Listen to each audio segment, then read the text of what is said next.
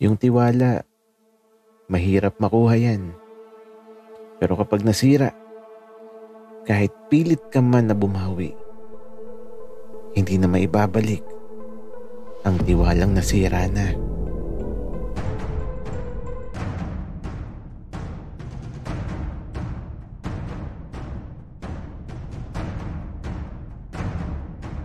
Kaibigan, huwag mong kalimutan mag-subscribe sa aming channel at huwag din kalimutan i-click ang notification bell at subscribe button. Subscribe na!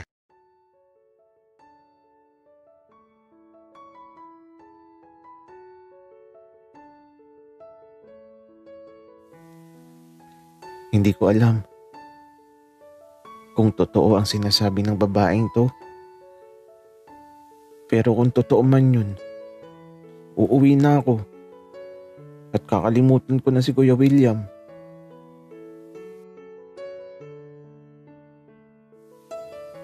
Bawal pumasok.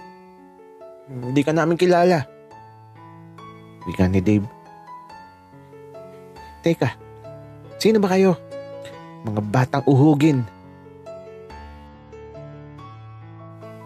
Kaya ito, nagkatinginan kami ni Dave. Mukha ba kaming uhugin? Maki, tawagan mo si Kuya William. Sabihin mo,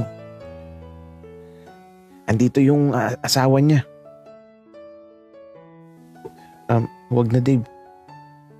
Papasukin mo na lang para magkaalaman na. Magkaalaman na ano, Maki? Basta Dave, papasukin mo na.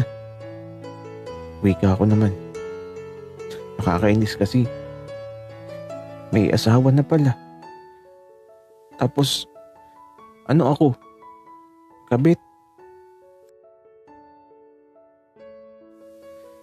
Kuya, papasukin mo na at ihahatid na lang namin kay Kuya. Wika ni Dave. Pero sir, sigurado po ba kayo? Baka mapagalitan ako. Kuya, kami nang bahala. Papasukin nyo na. Wika ako naman. Kaya ito, binuksan na ni Kuya yung gate.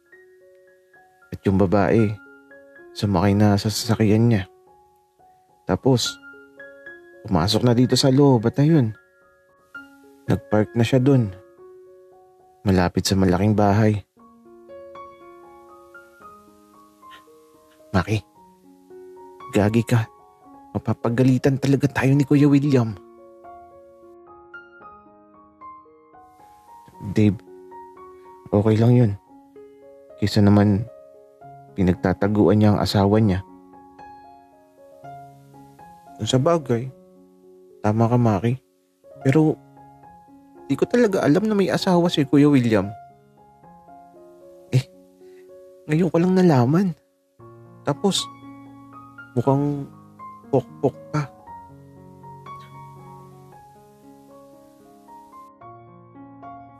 Ang tagal nyo naman.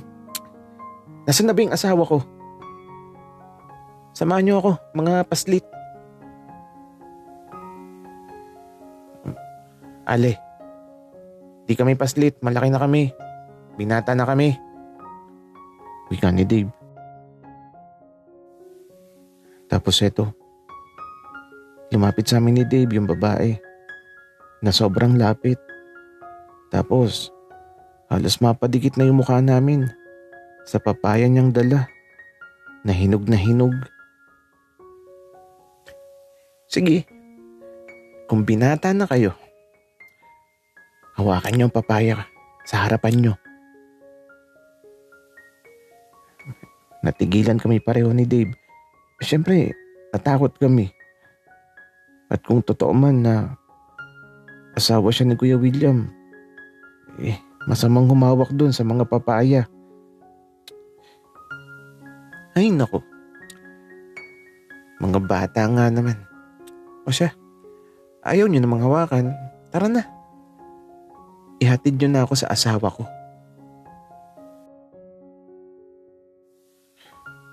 Nasa tubuhan siya. Wika ko. Okay, sige. Sakay na. Ayaw maglakad. Kaya ito, sumakay na kami sa sasakyan niya. Amoy matamis na bulaklak sa loob ng sasakyan niya. Ang bango. Ano yun? Ang sarap ng amoy. Wika ni Dave. Kabibi ko ang naamoy mo, bata. At ito, di na nagsalita si Dave. Pero, kabibi ba talaga niyang naamoy namin? Baka mamaya, amoy patis yun. At ito, nang makarating kami sa tubuhan, bit-bit ko pa din yung baso na may tunaw na ice cream. Bumaba na kami kaagad, tapos eto, nauna na yung babae patungo kay Kuya William. Maki, asawa ata talaga siya ni Kuya William. Di wow. Wika ko naman. Kapag talaga asawa siya, lalayas na ako dito. At di na niya ako makikita kahit kailan. At ayun, niyakap niya si Kuya William. Kaya ito, parang nadudurog ang puso ko sa sandaling to. Ayoko na, uuwi na ako. Nagsimula na akong maglakad pabalik sa malaking bahay. Mag-i-empake na ako ng mga gamit ko. At aalis na ako. At di na niya ako matatagpuan. Naniwala pa naman ako na ako lang. Pero hindi pala.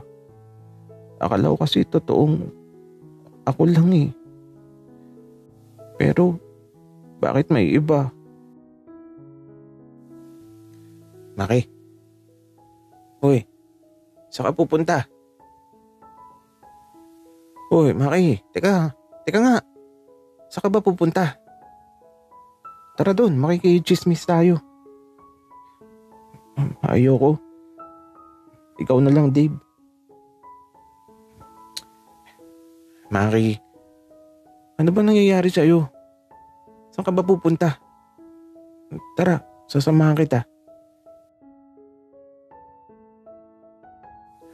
Kaya eto, tahimik lang ako naglalakad. Si Dave naman eto, tahimik lang din. At nang makarating kami sa malaking bahay, dumiretso lang kami sa silid ko. Naupo kami sa kama ko habang hawak ko pa din ang baso na may tunaw na ice cream. Maki,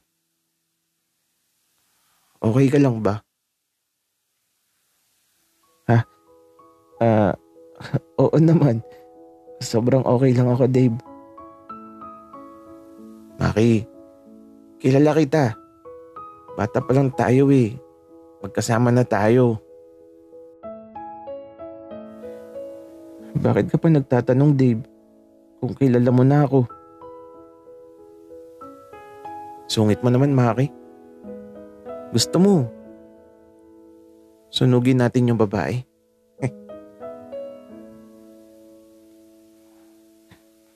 Gagi, wag, Dave. Lagay na lang natin sa sako. Tapos, paluin natin ang pala. Kaya ito, natatawa na lang kami. Pero deep inside, ang sakit sobra.